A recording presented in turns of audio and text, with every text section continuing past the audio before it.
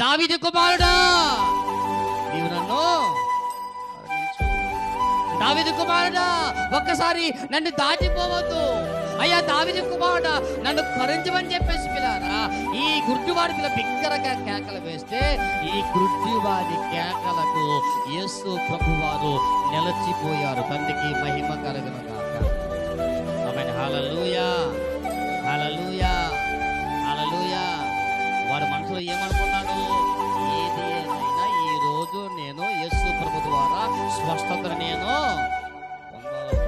పొందాలనుకున్న వ్యక్తి బిగ్గరగా కేకలు వేశాడు. అంటే ఎంతగా కేకలు వేశాడంటే యేసు ప్రభువు నిలిచిపోయేంత వరకు, అంటే యేసు ప్రభు పిల్లారా ఆగిపోయేంత వరకు పిల్లారా ఈ గుడ్డివాడు కేకలు వేసి యేసు ప్రభువును నిలిచేటట్టుగా ఆయన చేయగలిగాడు. దేవునికి స్తోత్రం చెల్లిస్తాం. హల్లెలూయా. ఈ ఉదయకాలం పిల్లారా మనం చేస్తున్న ప్రార్థన, మన విజ్ఞాపన, మన ప్రార్థన ధ్వని ద్వారా పిల్లారా యేసు ప్రభు ఆగిపోయి ఆయన మన మధ్యకు వచ్చి మన కుటుంబంలో ఏమైతే కొరత అయితే ఉందో అవన్నీ కూడా యేసయ్య నామంలో తీర్చబడునుగాక. ఆమేన్, ఆమేన్, ఆమేన్. హల్లెలూయా.